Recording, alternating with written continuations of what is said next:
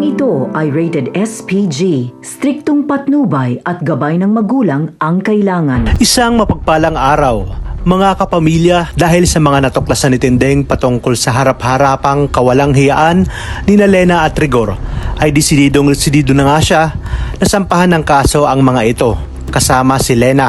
Lalo na nang mabalitaan niya na mapopromote umano itong si Rigor.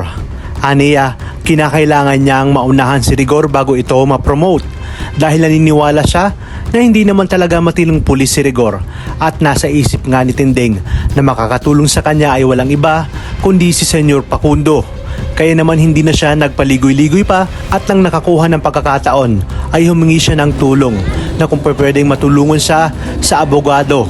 Nais niya umanong sampan ng kaso ang kanyang manugang dahil sa pambababae nito. Hindi naman nagdalawang isip si Senyor Facundo dahil naikwento na nga sa kanya ni Tindeng ang sitwasyon niya sa kanyang pamilya.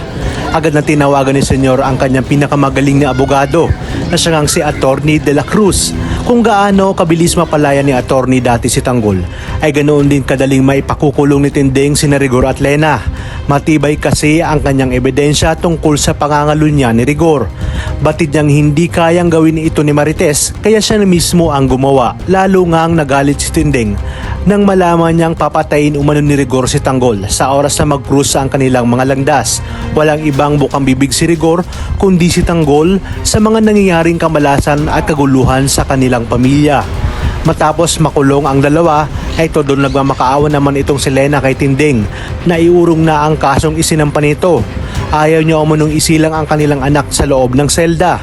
Ngunit matigas si Tindeng at pinaninindigan niya ang kanyang mga sinasabi. Sa wakas naman ay matatauhan na itong si Marites at napagtanto niya na tahimik pala ang kanilang pamilya ngayong nakakulong na si Rigor at Lena. Ibig sabihin, hindi talaga si Tanggol ang nagdadala ng gulo sa kanilang pamilya kundi si Lena at Rigor. Dagdagan pa ni David